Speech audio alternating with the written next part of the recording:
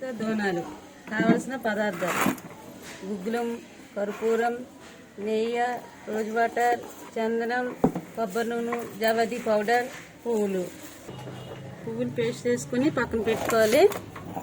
కర్పూరం దంచేసి పౌడర్ చేసుకుని పక్కన పెట్టుకోవాలి. పేడ బాగా పిసుక్కోవాలి, పిండి పిసుకున్నట్టుగా. అందులో కర్పూరం వేసుకోవాలి. గుగ్గులు వేసుకోవాలి.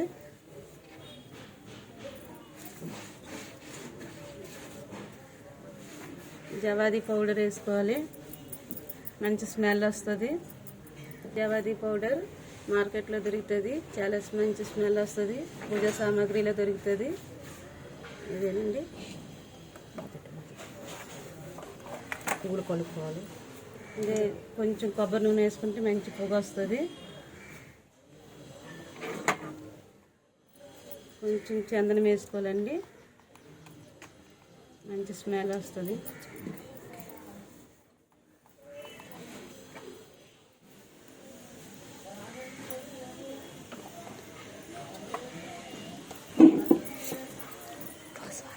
కొంచెం రోజ్ వాటర్ వేసుకోవాలి.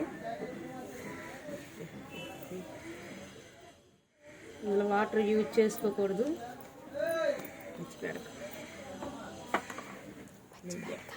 పచ్చిపేడ కాబట్టి వాటర్ యూజ్ చేసుకోకూడదు.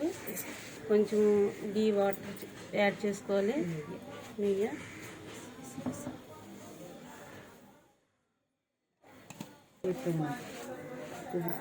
ఇప్పుడు పువ్వులు పేస్ట్ చేసుకుని పక్కన పెట్టుకున్నాం కదా, అది కొంచెము యాడ్ చేసుకుంటున్నాం. అందులో పెడతాం కదా రోజుకి మనము పడేయకుండా, అవి మనము పేస్ట్ చేసుకొని ఇందులో యూజ్ చేసుకోవచ్చు. దేవుడికి రోజుకి పెడతాం కదా మనము పువ్వులు, అవి మనం పడేయకుండా పక్కన పెట్టుకొని పచ్చివి పేస్ట్ చేసుకొని అందులో యూజ్ చేసుకుంటే మనకి మంచి స్మెల్ బాగుంటుంది. దాంతో కలుపుకొని మిక్స్ చేసుకోవాలి.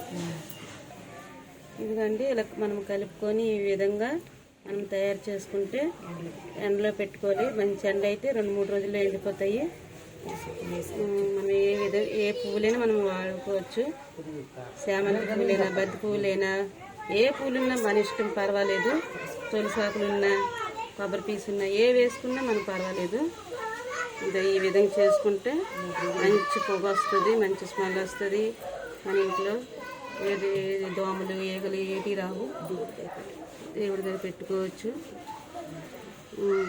మనం బయట మార్కెట్లో కొనుక్కోకుండా ఇంట్లో తయారు చేసుకోవచ్చు ఈజీగా. తక్కువ సామానులతో, తక్కువ ఖర్చుతో అయిపోతాయి. ఫ్లిప్కార్ట్లో చాలా రేటు ఉంటాయి. బయట కెమికల్ అన్నీ కలుపుతారు. ఇందులో కెమికల్ యూజ్ చేయకుండా మనం గోమాత్రంతో చేసుకోవచ్చు.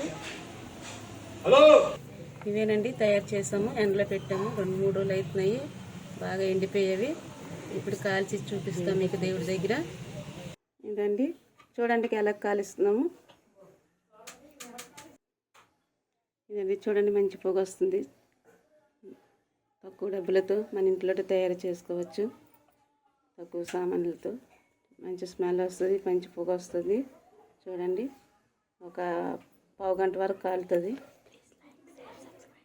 Please subscribe, like, share, subscribe, comment.